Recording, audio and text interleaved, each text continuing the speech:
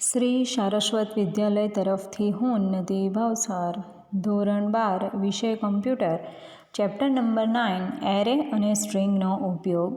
જય Shri Krishna student, good morning.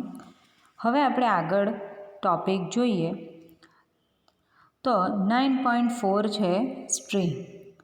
તો string એટલે કે અક્ષરોની એક શ્રેણી. આથી અક્ષરોના 1D એરેને સ્ટ્રિંગ તરીકે ઓળખી શકાય, ગણી શકાય. અક્ષરો એટલે કે આપણે આગળના ઉદાહરણ 7માં જોઈ ગયા હતા અને આગળના પાઠમાં કે જાવા, સી પ્લસ તો એ બધી સ્ટ્રિંગ કહેવાય, બરાબર ને.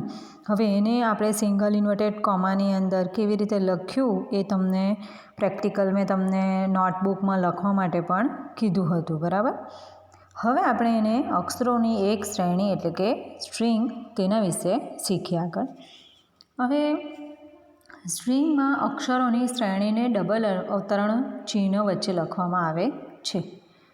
સ્ટ્રિંગનો સંગ્રહ કરી શકે તેવા ચલ વાપરવા માટે જાવામાં 2 પ્રકારની સ્ટ્રિંગ આપેલી છે, જે સ્ટ્રિંગ અને સ્ટ્રિંગ બફર નામના 2 ક્લાસ વડે નિયંત્રિત થાય છે, બરાબર. ત્યારબાદ સ્ટ્રિંગ ઓબ્જેક્ટ બનાવવા માટે વપરાતા કેટલાક કન્સ્ટ્રક્ટર અલગ છે તે જોઈએ. તો સ્ટ્રિંગ છે એ ચલ રહિત સ્ટ્રિંગ, એક પણ અક્ષર વગરનો સ્ટ્રિંગ ઓબ્જેક્ટ બનાવે છે. સ્ટ્રિંગ કેરેક્ટર એરે ARY ચલનો પ્રારંભિક કિંમત તરીકે ઉપયોગ કરીને સ્ટ્રિંગ ઓબ્જેક્ટ બનાવે છે. અને આ રીતના લખ્યું હોય તો એ આપેલા પ્રથમ ચલ ARYના સ્ટાર્ટ સ્થાનથી લેન એટલે કે અહીંયાથી લઈને અહીંયા સુધી જેટલા ઘટકોનો સ્ટ્રિંગ ઓબ્જેક્ટ બનાવે છે. ત્યારબાદ સ્ટ્રિંગ strobg સ્ટ્રિંગ ઓબ્જેક્ટ ચલ તરીકે આપેલ ઓબ્જેક્ટ જેવો જ સ્ટ્રિંગ ઓબ્જેક્ટ બનાવે છે. અને આ સ્ટ્રિંગ લિટરલ તો ચલ તરીકે આપેલ સ્ટ્રિંગ લિટરલનો નિર્દેશ કરતો સ્ટ્રિંગ ઓબ્જેક્ટ બનાવે છે, બરાબર. હવે અહીંયા આગળ એક આકૃતિ 9.15 છે કે જેની અંદર વિવિધ કન્સ્ટ્રક્ટરના ઉપયોગ વડે સ્ટ્રિંગ ક્લાસના ઓબ્જેક્ટ બનાવવા. અહીંયા આગળ એક જાવામાં અક્ષરનો સંગ્રહ કરવા માટે અક્ષર દીઠ 2 બાઇટની જગ્યા રોકે છે, બરાબર ને. 2 બાઇટની જગ્યા વપરાય છે. તો જગ્યા બચાવવા માટે જો ASCII અક્ષરો હોય તો કેરેક્ટર પ્રકારના ડેટા એરે વાપરવાને બદલે બાઇટ્સ પ્રકારના ડેટા એરેનો ઉપયોગ કરવો જોઈએ. આ માટે આપણે ઇન્સ્ટ્રક્ટરમાં ચલ તરીકે બાઇટનો એરે વાપરી શકીએ. આપણે અહીંયા જે આ પ્રેક્ટિકલ છે એમાં બતાવ્યું છે કે પ્રોગ્રામના એરે કેરેક્ટર નેમ અને ચોરસ કૌંસ જે અહીંયા આપ્યું છે એમાં ને બદલે આપણે બાઇટ નેમ કરો અને પ્રોગ્રામનો અમલ કરવાની ટ્રાય કરીશું, બરાબર. તો પાછળ પ્રેક્ટિકલ આપ્યું પણ છે એનું અહીંયા આગળ જુઓ. તો લિટરલનો મેમરીમાં સંગ્રહ કરવામાં આવે છે. જ્યારે 2 સ્ટ્રિંગ ઓબ્જેક્ટ એક સરખા લિટરલ વાપરીને બનાવ્યો હોય ત્યારે બીજા ઓબ્જેક્ટમાં માટે મેમરીમાં જગ્યા ફાળવાતી નથી અને બંને ઓબ્જેક્ટ એક જ મેમરી સ્થાનનો ઉલ્લેખ કરે છે. જ્યારે સ્ટ્રિંગ ઓબ્જેક્ટને ન્યૂ પ્રક્રિયક વાપરીને બનાવવામાં આવે છે ત્યારે બંને સ્ટ્રિંગ એક સમાન હોય તો પણ મેમરીમાં અલગ અલગ જગ્યા ફાળવવામાં આવે છે. આપણે 9.16 જે આ સ્ટ્રિંગ લિટરલ અને ન્યૂ પ્રક્રિયક વાપરીને એક સરખા સ્ટ્રિંગ ઓબ્જેક્ટ બનાવ્યાનો પ્રેક્ટિકલ બતાવ્યો છે. અહીંયા જો ન્યૂ પ્રક્રિયક પણ આપ્યો છે અને લિટરલ પણ આપ્યા છે કે જેની અંદર આપણે એવી રીતે લખવાનું છે કે સ્ટ્રિંગ આપી છે આઈ લાઇક જાવા તો એ ડિફાઇન કર્યું છે અને આઈ લવ ઇન્ડિયા એ ડિફાઇન કરેલું છે, બરાબર. અને આપણે જે છે તો str1 str2 એટલે શું? તો str1 અને str2 એમ 2 રેફરન્સ ચલમાં સંગ્રહ કરેલી વિગતની તુલના કરે છે અને પછી str1 str2 ઓબ્જેક્ટ ન્યૂ પ્રક્રિયક વિના અને એક સરખા સ્ટ્રિંગ લિટરલ વાપરીને બનાવ્યા છે આથી બંને ચલ str1 એ બનાવેલા ઇન્સ્ટન્સનો જ નિર્દેશ કરે છે. ખ્યાલ આવે? હવે આ આકૃતિ જુઓ કે જેની અંદર એક સમાન સ્ટ્રિંગ હોય, જેમ કે અહીંયા str1 અને str2 જે છે તેની અંદર આઈ લાઈક જાવા એ સરખી જ સ્ટ્રીમ છે, બરાબર ને? તો અને અહીંયા str3 અને 4 એની અંદર પણ બંનેમાં સરખી સ્ટ્રીમ છે. તો રેફરન્સ વેરિયેબલ, આ છે સ્ટ્રિંગ ઓબ્જેક્ટ અને આ છે creating string object using constructor, બરાબર? એટલે અલગ મેમરીની ફાળવણી str2 ઓબ્જેક્ટ માટે અલગ મેમરીની ફાળવણી કરવામાં આવી નથી. આ જ પ્રોગ્રામમાં જો આપણે str3 અને 4 સ્ટ્રિંગ ઓબ્જેક્ટ ન્યૂ પ્રક્રિયકનો ઉપયોગ કરીને બનાવ્યા હોય અને બંને ઓબ્જેક્ટની માહિતી સરખી છે પરંતુ બંને અલગ અલગ મેમરી સ્થાનનો સંદર્ભ ધરાવે છે. એટલે સ્ટ્રિંગ સરખી છે પણ આપણે શું કરવાનું છે? ફક્ત અને ફક્ત સ્ટ્રિંગના કન્સ્ટ્રક્ટર બદલી કાઢવાના હોય, બરાબર? એટલે તેને આ રીતના લખી શકાય. ત્યાર પછી છે સ્ટ્રિંગ ક્લાસ મેથડ.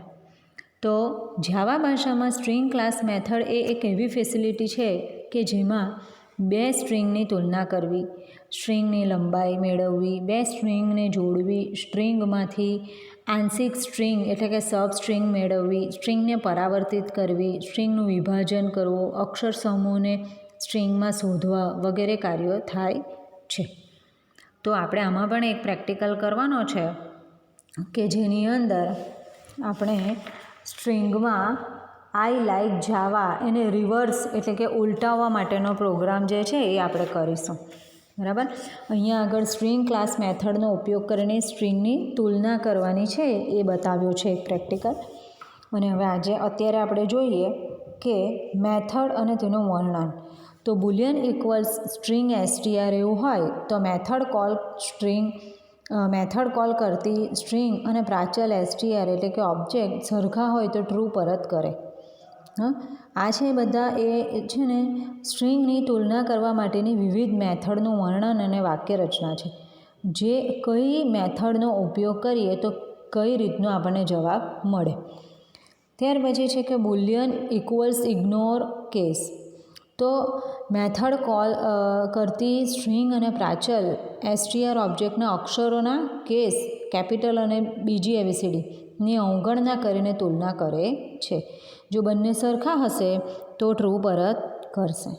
ત્યાર પછી compare to integer compare to string. એટલે તુલના કેવી રીતે કરશે? સમાન હોય તો મોટી અથવા નાની હોય તો અનુક્રમે 0, ગ્રેટર દેન 0, લેસ દેન 0 પૂર્ણાંક સંખ્યા પરત કરે છે. સ્ટ્રિંગ એવી રીતના હશે તો. ત્યાર પછી છે integer compare to ignore case. તો કમ્પેર ટુ મેથડ પ્રમાણે જ પરંતુ કેસ પ્રત્યે અસંવેદનશીલ, બરાબર ને? તો સ્ટ્રિંગનો અમુક ભાગ અલગ કરવો, ત્યાર પછી અક્ષરો કે શબ્દ સમૂહ બદલવા, સ્ટ્રિંગનું સબ સ્ટ્રિંગમાં વિભાજન, અક્ષરોની સંખ્યા મેળવવી, આપેલા ઇન્ડેક્સ સ્થાન પરનો અક્ષર મેળવવો, સ્ટ્રિંગને બાઇટ્સ પ્રકારના એરેમાં પરાવર્તિત કરવી, સ્ટ્રિંગના અક્ષરોને સ્મોલ અથવા કેપિટલ કરવા, સ્ટ્રિંગના અંતમાં બીજી સ્ટ્રિંગ ઉમેરવી, સ્ટ્રિંગ કે તેના ભાગની નકલ કરવી. આ જે બધું છે એ સ્ટ્રિંગ ક્લાસના અન્ય કાર્યો માટે અનેક મેથડ પૂરી પાડે છે. તેમાંથી કેટલીક મેથડ આ પ્રમાણે આપેલી છે તે જોઈએ આપણે. કોષ્ટક છે બીજું કે ઇન્ટીજર લેન્થ. તો મેથડ કોલ કરતી સ્ટ્રિંગ ઓબ્જેક્ટમાં રહેલા અક્ષરોની સંખ્યા પરત કરે. Character index. તો મેથડ કોલ કરતી સ્ટ્રિંગ ઓબ્જેક્ટમાં પ્રાચલ ઇન્ડેક્સના સ્થાને આવેલા અક્ષરને પરત કરે એટલે 0થી ગણાય છે અને ઇન્ડેક્સ 0થી ગણાય છે. ત્યાર પછી બાઇટ ગેટ બાઇટ્સ. તો મેથડ કોલ કરતી સ્ટ્રિંગના અક્ષરોને બાઇટ એરેમાં પરત કરે. અને ત્યારબાદ મેથડ કોલ કરતી સ્ટ્રિંગ ઓબ્જેક્ટના ફોર્મ ઇન્ડેક્સ સ્થાનથી ટુ ઇન્ડેક્સ 1 સ્થાન સુધીના અક્ષરોની લક્ષ્ય એરેમાં ટાર્ગેટ ઇન્ડેક્સ સ્થાન પછી નકલ કરે, બરાબર? આ બધી મેથડ જે છે એ અલગ અલગ સ્ટ્રિંગ ક્લાસની અન્ય મેથડ છે, બરાબર?